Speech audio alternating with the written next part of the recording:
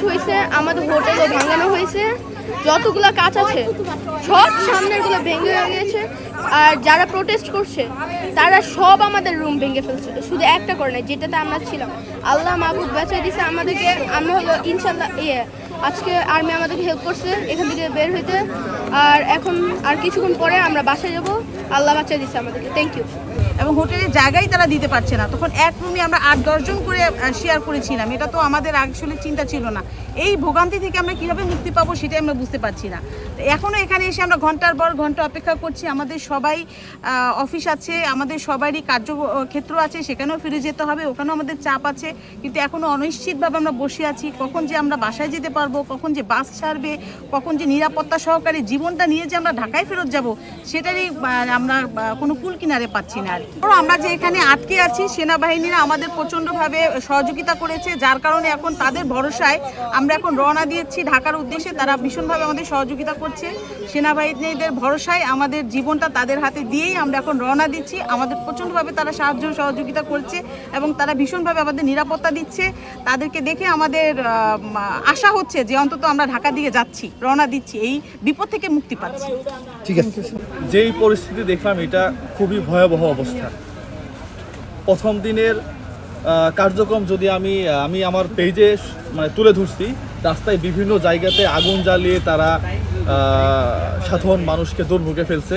পাশাপাশি আমি আমাদের সেনাবাহিনী থেকে শুরু করে পুলিশ ভাই যারা আছে তাদেরকে ধন্যবাদ জানাবো। তারা খুব তৎপর ছিল সাধারণ মানুষের যানবাহনের নিরাপত্তা তারা নিশ্চিত করছে। তারপরেও কিছু কিছু জায়গাতে বিচ্ছিন্ন কিছু ঘটনা আমি নিজেও লক্ষ্য করছি।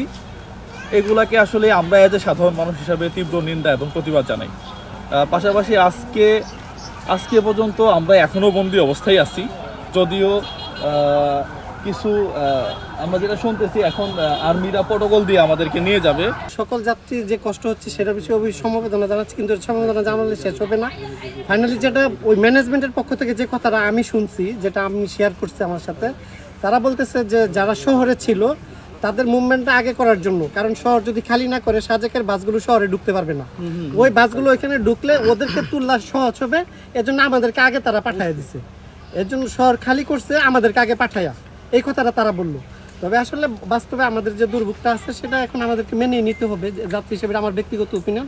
তবে বাচ্চা এবং মহিলা যারা আমাদের যাত্রী হিসাবে আছে তাদের জন্য যদি কোনো একটু ব্যবস্থা করা যায়, যেহেতু 1-2 জন অভিভাবক তো তাদের সাথে আছে, তারপরে জন্য দূরের থেকে খাবার নিয়ে আসলো অথবা পাশে কোনো একটা টয়লেটের ব্যবস্থা থাকলে সেই স্পেসটা আমাদের দেওয়া দরকার আর কি। যেই দর্শনকে কেন্দ্র করে এই পার্বত্য চট্টগ্রামে খাগড়াছড়িতে যে পরিস্থিতিটা তৈরি হয়েছে, এর মধ্যে 5 জন হলো যে আসামি।